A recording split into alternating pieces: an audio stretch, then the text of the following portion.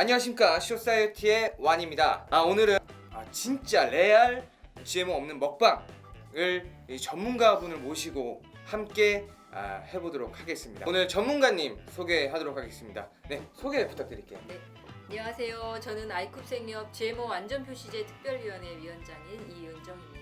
저희가 오늘 만들어 볼 거는요, 이제 샌드위치하고 그 다음에 샐러드 정도를 만들어서 이제 진짜 GMO 없는 샐러드를 먹으면서 GMO에 대한 이야기 나눠보도록 하겠습니다. 자, 먼저 이 재료를 조금 소개를 부탁드릴게요. 네네. 보니까 다 여기 있는 건 GMO가 없다고 하셨는데, 그 참치, 네, 참치도 GMO가 없는 건가요? 이거는 GMO가 없는 올리브유만 올리브유로. 들어간 참치이기 때문에 난 GMO 거고요. 시중의 참치들은 네. 이제 면실류나 카놀라유가 들어간 거는 GMO 가능성이 높은 네, 식품인데, 이거 같은 경우는 올리브유로 만든 참치입니다. 그래서 GMO가 없다는 거. 식빵. 네. 대부분 식빵이 이제 밀로 만드는데요. 국산으로만 했기 때문에 GMO로부터 완전히 자유로운 식빵입니다. 자, 마요네즈입니다. 마요네즈는 기름하고 식초가 기본이잖아요. 예. 난제모 재료로 만든 식용유로 짠 기름으로 사용한 마요네즈이기 때문에 이것도 난제모입니다. 그렇게 많이 비싸진 않습니다. 그럼 본격적으로 이제 요리를 들어가 보도록 하겠습니다. 먼저 그러면은 샐러드를 먼저 만들어 보도록 하겠습니다. 참치 샐러드.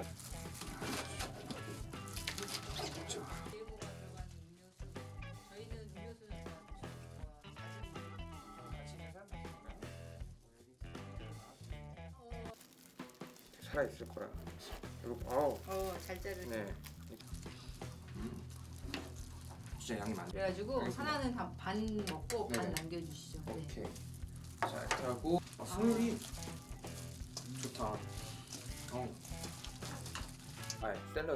샐러드 완성. 이걸 반으로 잘라서. 내용물이 없이 먼저 자르나요? 내용물 넣고 자르죠 대부분. 네. 네. 엄청 썰은 다음에 네. 이거 잘하잖아. 아까는 오른손이었어. 네.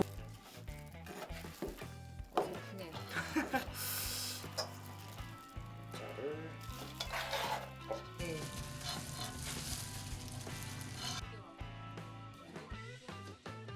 너무 크군요. 네. 좀 잔소리를 하시네. 내가 먹어야 돼 내가.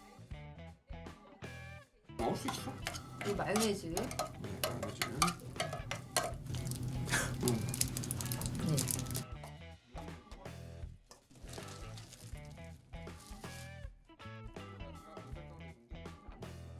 간단하게 스피드하게 요리를 만들어 봤습니다. 네, GMO가 없는 이 샌드위치와 그리고 GMO가 없는 이 참치 샐러드, 네, 이렇게 만들었고요. 그러면 이제 먹으면서 네. 본격적으로 이제 토킹 어바웃을 해보도록 네. 하겠습니다. 예, 네. 맛있게 먹어주세요. 네.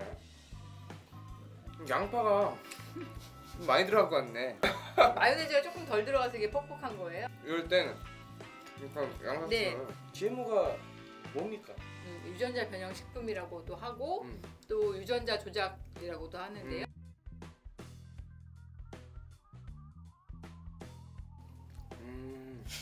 되게 어렵다 근데. 간단하게 제초제를 뿌려도 살아남는 콩. 그다음에 곤충이 갉아먹으면 곤충이 굶어 죽게 되는 콩이나 옥수수 이렇게 얘기하면 되겠죠. 그럼 우리가 GMO를 얼마나 먹고 있나? 우리나라가 식용 GMO 수입국으로는 1, 2위를 다투고 있어요. 1위를 맞추고. 네, 2015년에 214만 톤 식용 GMO가 콩하고 옥수수가 214만 톤이 수입이 됐고요.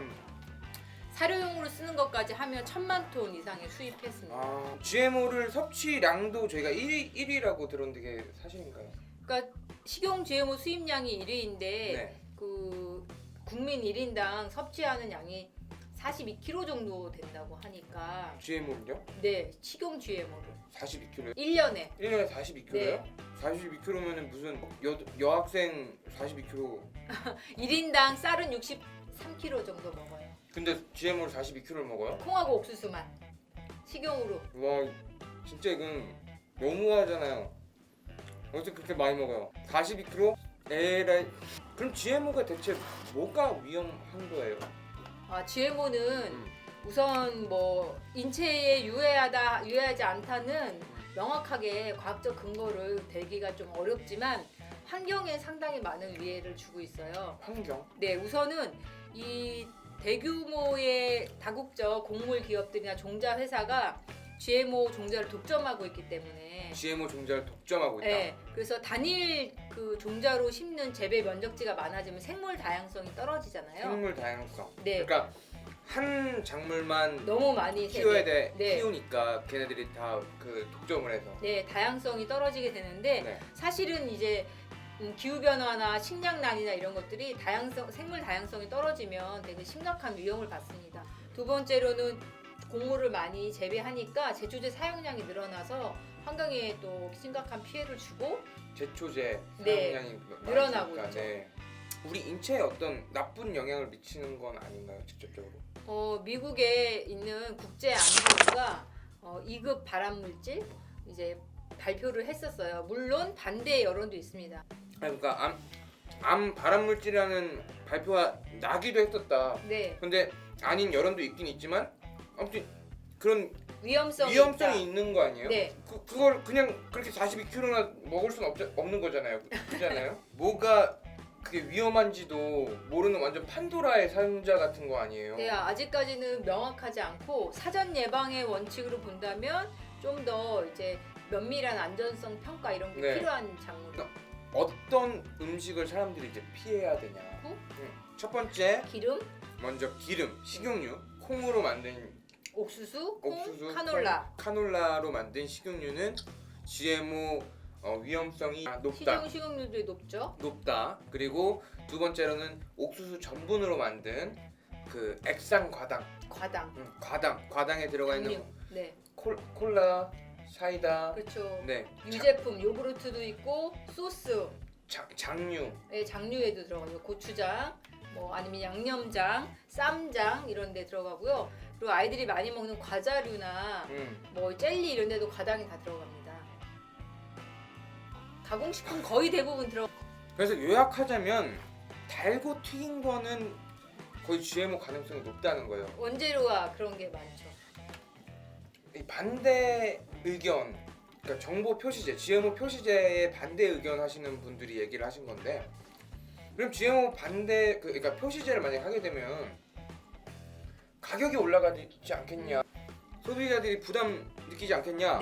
그 원재료의 원가 상승이 어느 정도 있을 수 있어요. 하지만 유럽도 마찬가지고 미국도 거대 식품 기업들도 GMO 재료를 사용하지 않겠다. 하지만 실제로 가격이 오르진 않았습니다. 실제로 GMO 완전 표시제를 시행한 많은 나라, 유럽 전체 다 가격이 크게 거의 오르지 않았고 변동이 없었고 기업들이 스스로 우리는 GMO 재료를 사용하지 않겠다라고 얘기했던 거는 그만큼 거기에서 원가 부분에서도 감당할 수 있는 수준인 거죠. 몬산토, 그 몬산토죠? 네.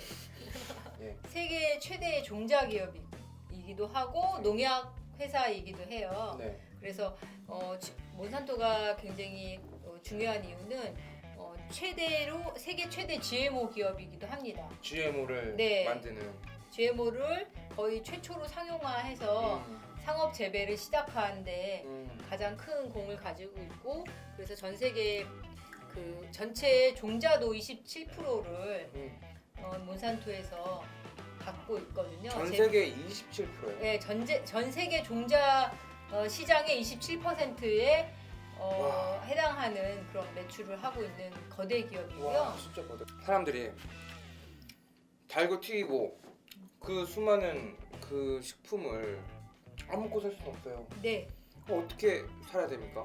우선 표시제가 굉장히 중요한 거는 소비자가 알고 선택할 수 있는 권리가 보장이 돼야 되는데 네. 우리나라는 최종 산물에, 그러니까 가공을 다 끝나고 났을 때 단백질이 남아있지 않으면 네. 원재료가 GMO여도 표시하지 않아도 됩니다.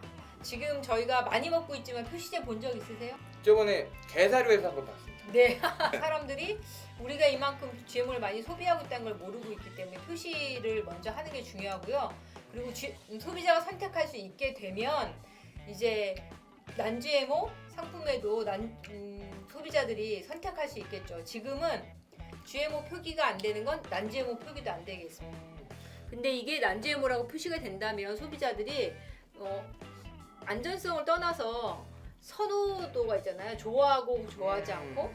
그래서 자기가 좋아하는 걸 고를 수가 있는데 지금은 그 고를 수 있는 선택권 자체가 없는 거죠. 고를 수 있어야 기업들도 소비자가 난GMO를 좀 더 많이 산다면 그걸 더 많이 생산하겠죠.